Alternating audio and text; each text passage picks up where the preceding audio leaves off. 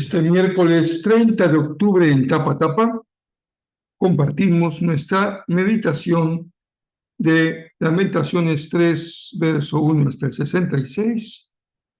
Iniciamos la lectura de Hebreos capítulo 1, verso 1 hasta el 14, el Salmo 102, verso 1 al 28 y Proverbios 26, versos 21 y 22. Esta serie tiene como propósito acompañarte en tu lectura devocional completa de la Biblia en un año. Yo soy el pastor Rafael Pola, me da mucho gusto que me permitas compartir contigo la meditación en la palabra de nuestro Dios.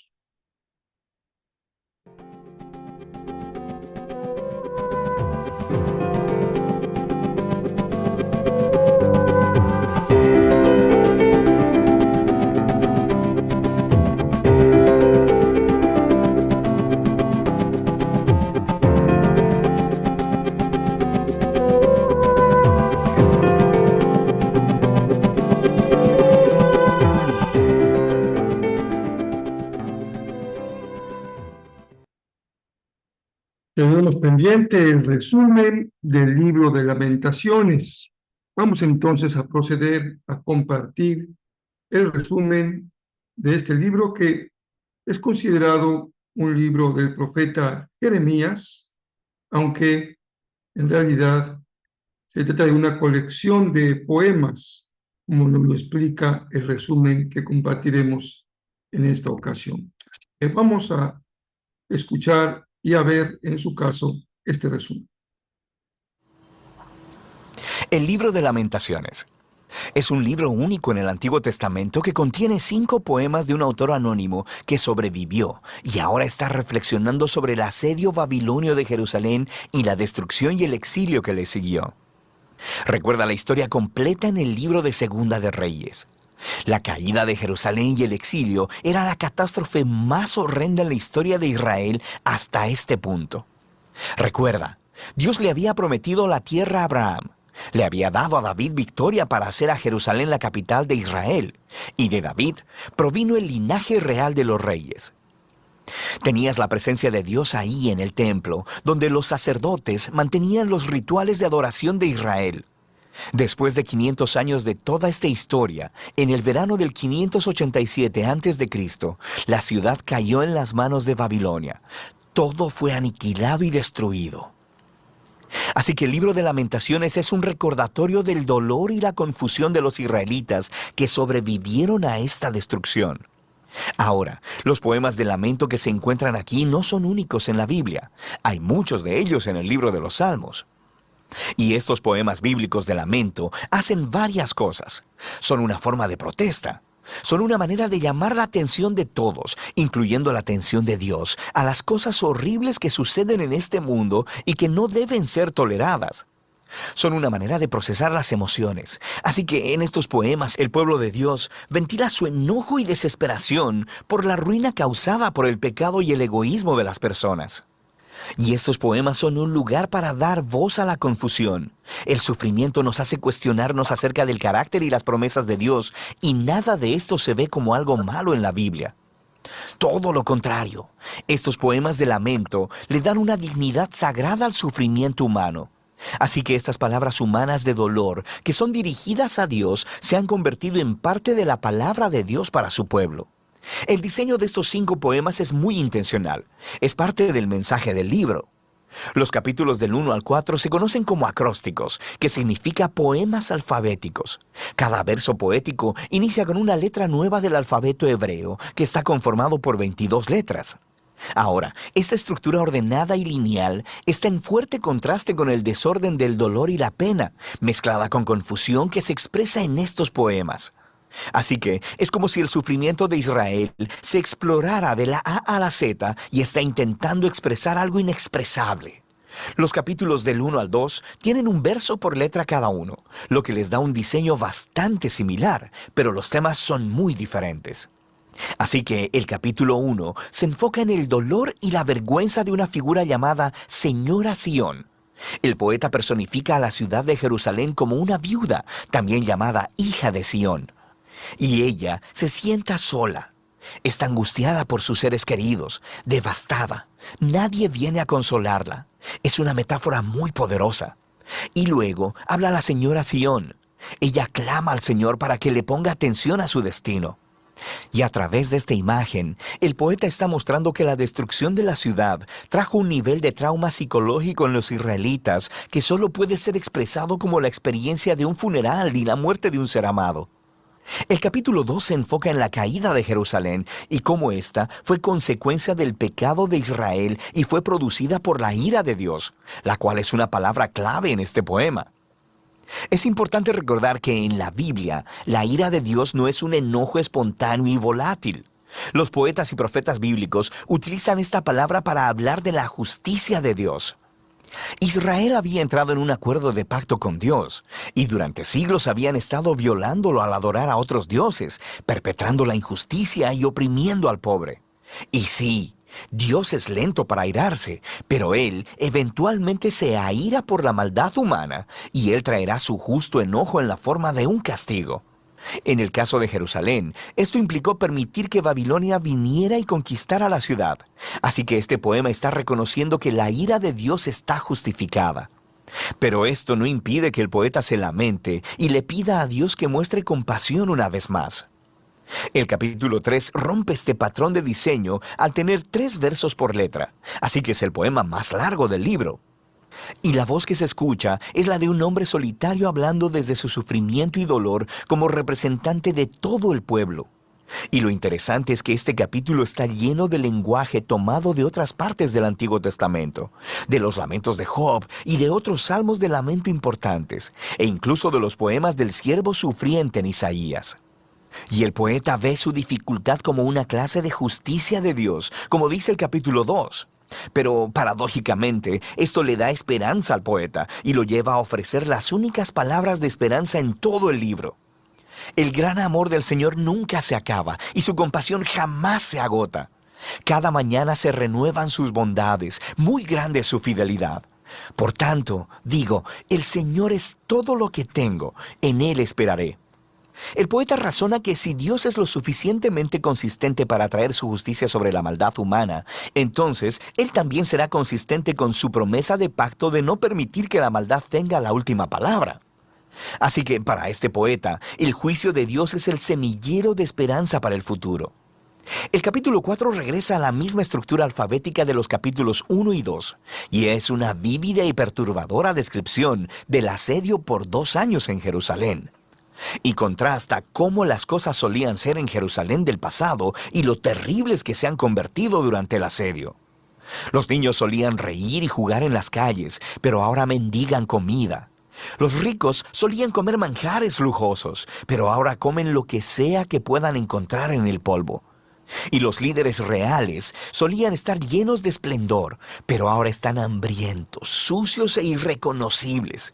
Y el rey ungido del linaje de David ha sido capturado y arrestado. Así que el poder del poema viene del impacto de estos contrastes y está explorando la profundidad del sufrimiento que Israel trajo sobre sí misma. Ahora, el poema final es único porque rompe con el patrón de diseño. Es igual de largo que los otros poemas alfabéticos, pero sin orden. Es como si el poeta no pudiera soportarlo más y su dolor ha explotado en un caos.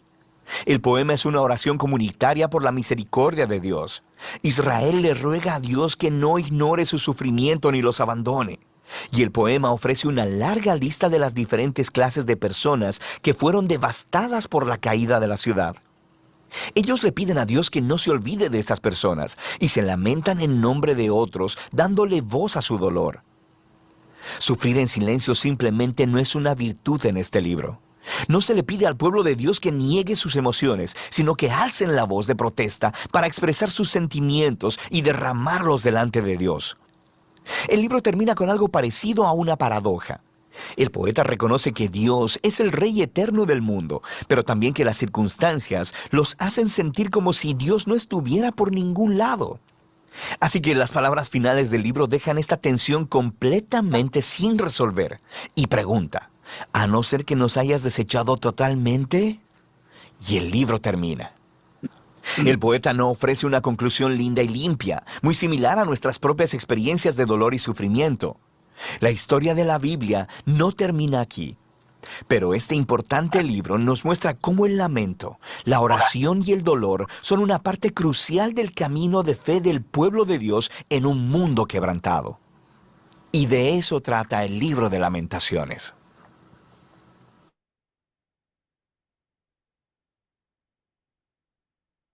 Bueno, justamente hoy nos toca el capítulo 3 del que hablaba el resumen, un capítulo largo que cada letra incluye 3 estrofas o 3 versos. Y este es el caso del capítulo 3, que siempre está en nuestro corazón centrarnos en el mensaje, porque es una lectura devocional que nos dice el Señor en nuestro corazón, pero es difícil mantenerse al margen de ver también la belleza de la estructura, las metáforas, la poesía. Y hoy quiero compartir con ustedes la lectura de algunos versos para que veamos la riqueza de este texto. Dice el verso 1: Yo soy el que ha visto las aflicciones que provienen de la vara del enojo del Señor.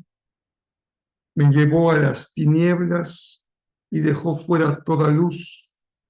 Volvió su mano contra mí una y otra vez todo el día. Hizo que mi piel y mi carne envejecieran, quebró mis huesos, me sitió y me rodeó de angustia y aflicción. Me enterró en un lugar oscuro como a los que habían muerto hace tiempo. Vean cómo está hablando en primera persona el poeta, como su propia experiencia de lo que es el castigo de Dios. Pero los 3 versos en cada estrofa. Leo la tercera: me cercó con un muro y no puedo escapar. Me ató con pesadas cadenas. Y a pesar de que lloro y grito, cerró sus oídos a mis oraciones. Impidió mi paso con un muro de piedra. Hizo mis caminos tortuosos. Y voy al verso que señalaba el resumen de esperanza. Es excepcional en este libro, pero aquí está en el capítulo 3. Dice el verso 21, es la parte final de esta estrofa. No obstante, aún me atrevo a tener esperanza cuando recuerdo lo siguiente. Pasa a la siguiente estrofa, verso 22. El fiel amor del Señor nunca se acaba. Sus misericordias jamás terminan. Grande es su fidelidad. Su misericordia son nuevas cada mañana. Me digo, el Señor es mi herencia, por lo tanto esperaré en Él. Y no puede uno dejar de recordar lo que veíamos este domingo pasado. Dichosos los que lloran, porque serán consolados. Aquí está un profundo lamento del profeta, del escritor, y también una esperanza de consuelo en el Señor.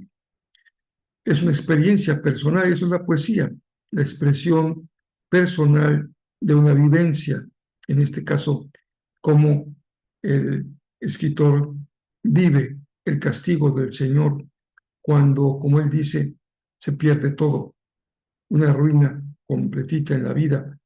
No sé si alguna vez te ha pasado que sientes o realmente es un hecho que has perdido todo. Necesitas expresarlo, decirlo desde lo profundo de tu ser y confiar en que el Señor va a restaurar tu vida. Hoy empezamos también con la carta a los Hebreos. Esta carta es una carta muy teológica, muy profunda, y tiene como su principal tema la comparación de la obra de Cristo con el antiguo pacto. Y en el prólogo de la carta, o al inicio de la epístola, se enfatiza la supremacía de Cristo, la supremacía del Hijo. La expresión común que usa estos primeros versos es Hijo de Dios, el Hijo de Dios. Así se habla en términos mesiánicos de divinos de Jesucristo y poniéndolo especialmente por encima de todos los ángeles. No hay ninguna semejanza en su importancia, es sumamente mayor la de Jesús. Salmo 102, verso 1 al 28. Pues el Señor reconstruyó Jerusalén. Él reconstruirá esa esperanza. Él aparecerá en su gloria. Escuchará las oraciones de los desposeídos, no rechazará sus ruegos. No hay tal vez otro evento tan traumático para Israel como el exilio babilónico. Israel tuvo muchos momentos difíciles en su historia, pero sin duda que este es un parteaguas en su relación con Dios y en su historia de fe. Tanto los libros de los reyes que empiezan a describir el cautiverio, como después los extraordinarios libros de Esdras y Nehemías que narran el regreso y también se entrecalan en la narración histórica las profecías de Jeremías e Isaías respecto al exilio y al regreso del exilio. Aquí tiene una importancia fundamental que para muchos eruditos es el nacimiento de esa expresión más propia del judaísmo como la religión de Israel. Nos quedamos con una palabra para nuestro corazón. El Señor restaurará, reconstruirá Jerusalén. Si el autor de Lamentaciones se siente una derrota total, el salmista tiene la esperanza de la reconstrucción de la ciudad. Y este alto contraste entre absoluta ruina y reconstrucción está en el corazón del texto bíblico y de nuestra vida. Nunca nos quedaremos en el tiempo de la prueba o de la derrota. Siempre tenemos esperanza y como dicen los proverbios, el justo puede caer muchas veces, pero al final se va a levantar. Y esa es nuestra confianza en el Señor. Espero que me acompañes el próximo domingo para continuar nuestro estudio de las bienaventuranzas, cómo tener una vida buena, una vida que vale la pena vivir. No es una prescripción de lo que se debe de hacer, sino un reconocimiento de lo que es, una exclamación. Miren qué buena vida tiene aquel que es pobre de espíritu. Miren qué buena vida tiene aquel que llora porque es consolado. Y veremos dos más este próximo domingo con esa exclamación, miren qué buena vida tiene. Vale la pena contrastar lo que tú y yo creemos que es una buena vida con lo que Jesús nos enseñó en esta apertura del sermón de la montaña. El Señor bendiga muy ricamente sus vidas. Ya estamos prácticamente cubriendo las 100 cenas para el mes de diciembre y créanme que hay una gran diferencia cuando en 100 familias es posible tener una cena navideña. Qué bueno que el Señor nos permita bendecir a las personas que carecen de esa posibilidad. Y si tú no estás inscrito y quisieras apoyar, no importa que no seas ejército, realmente esta es una oportunidad para que todo aquel que recibe esta meditación por algún medio pueda sumarse a este esfuerzo. El único propósito que tiene es bendecir a los que carecen y ser también un instrumento del amor del Señor de esta manera. Así que mándame una pequeña nota en los diferentes chats, tanto de Facebook como de YouTube o como de los de WhatsApp, para que podamos indicarte la forma en que puedes cooperar. Cada cena cuesta 300 pesos, así que con 300 pesos cubrimos el monto de una cena. Espero que vayamos mucho más allá de las 100 que nos hemos propuesto. Que el Señor les bendiga muy ricamente.